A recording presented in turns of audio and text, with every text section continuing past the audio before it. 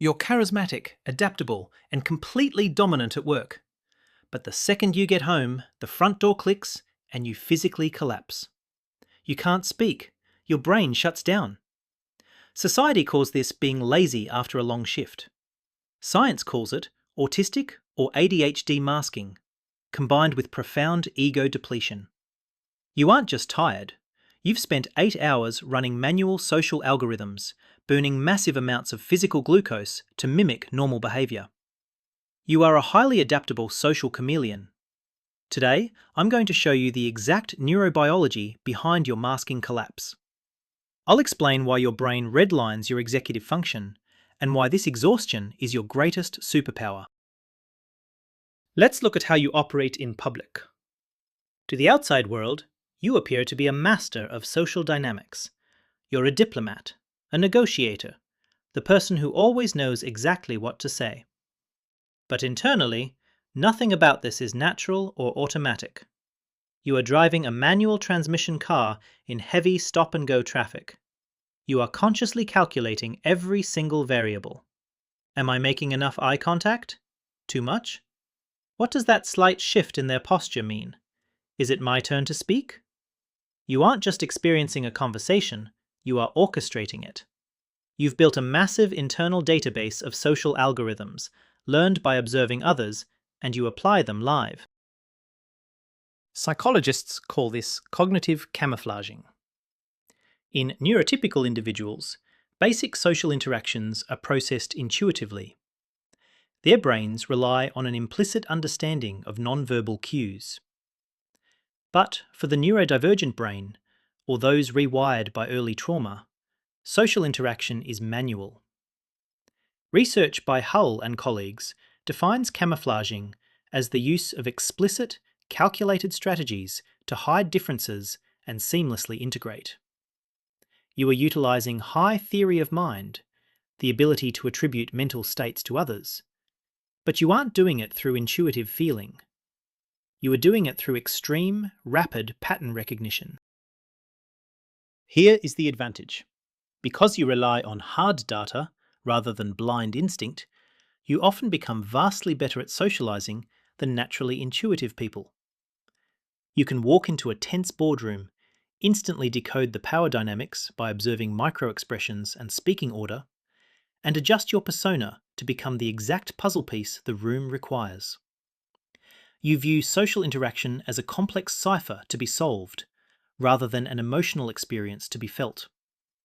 This makes you an elite social operator, immune to the emotional biases that trip up your peers.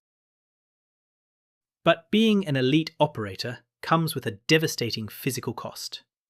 You don't just feel drained at the end of the day, you feel metabolically starved. Your limbs feel like lead. Your jaw aches from holding micro-expressions.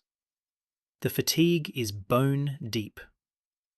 People around you don't understand why a simple networking event or an 8-hour office shift requires a 2-day recovery period. They think you just need a coffee. They don't realize you have been running a high-performance neurological engine at maximum capacity just to project an illusion of effortless charm. This is cognitive load theory and ego depletion in action.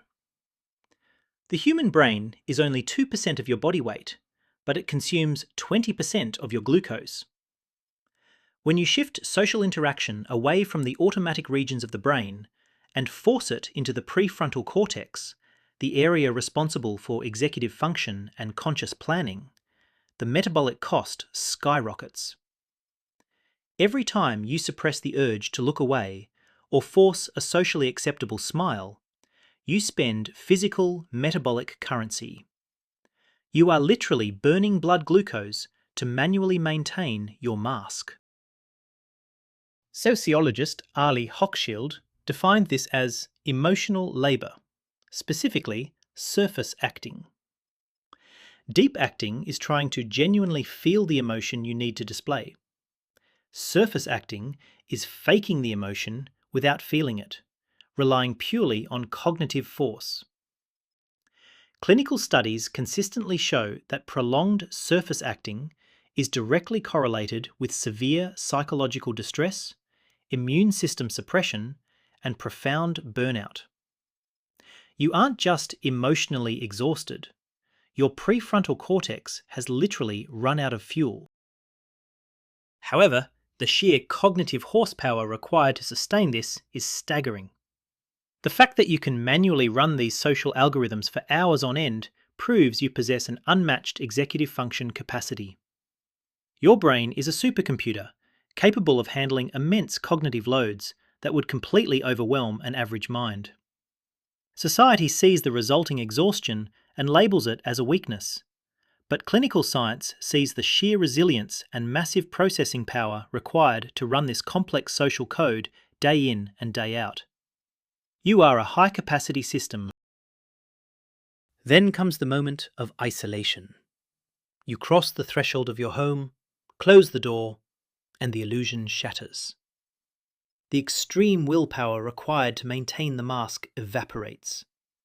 Your partner asks you a simple question about your day, and you stare at them, entirely unable to form words. You are awake, you are conscious, but the bridge between thought and verbalization is destroyed. This is the masking collapse. It is a terrifying, isolating experience when your own voice betrays you, locking you inside a silent, heavy body. This is not a mood swing. It is a systemic neurobiological shutdown dictated by the polyvagal theory. At work, your nervous system was locked in a prolonged state of sympathetic activation, a mild, continuous fight, flight, or fawn state. You are surviving. The moment you enter a truly safe environment, your parasympathetic nervous system slams the brakes. It forces a profound physiological crash to conserve whatever minimal metabolic energy remains. Your prefrontal cortex forcefully powers down to protect the organism.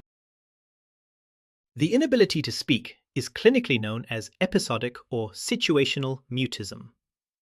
Speech is a highly complex executive function. It requires breath control, vocal cord manipulation, sentence formulation, and tone regulation. When your cognitive resources are fully depleted, the brain simply cannot allocate the energy required to project sound. This is autistic burnout on a micro scale. Unlike standard occupational burnout caused by workload, this is a pervasive, temporary loss of executive function and a drastically reduced tolerance to sensory stimuli. Do not view this situational mutism as a biological failure or a personal flaw. It is a brilliant, involuntary self-preservation protocol deployed by your nervous system. Your brain is strategically shutting down non-essential functions to initiate an emergency metabolic recharge. By forcing you into temporary silence and physical stillness, your body prevents permanent cognitive macro burnout. It is demanding the exact biological sensory deprivation required to reboot your overloaded systems. Science validates your silence as a highly effective, deeply protective evolutionary adaptation. Why did you develop this intense capacity for masking in the first place? Why are you so hyper-tuned to the subtle emotional shifts in a room? For many, this neurobiological adaptation stems from early environments where safety wasn't guaranteed. You learned to constantly read the room because failing to understand the shifting social hierarchy equated to danger. You became endlessly charismatic because charm is a highly effective psychological shield. If everyone likes you, if you make yourself completely indispensable to the social fabric, you remain safe from attack. Complex trauma psychologist Pete Walker defines this as the Fawn response. When faced with danger, humans default to fight, flight, freeze, or fawn. Fawning is an unconscious trauma response where a person seeks safety by appeasing others, instantly anticipating their needs, and moulding themselves into the exact persona others expect. Your nervous system wired itself for hypervigilance. The body does not know the difference between dodging a physical predator and navigating a tense corporate board meeting. The cortisol dump is exactly the same. This hypervigilance forged you into an unmatched corporate diplomat. You can detect microaggressions, hidden agendas, and subtle power shifts before anyone else in the room even registers a change in conversational tone. Your trauma response essentially weaponized your empathy, turning you into a strategic social mastermind. You survive and thrive in highly competitive corporate jungles because your brain treats standard office politics with life or death processing speed. While others are casually chatting, you are navigating the intricate social matrix in absolute bullet time. Living in a perpetual cycle of high-level masking and profound physical collapse is biologically unsustainable.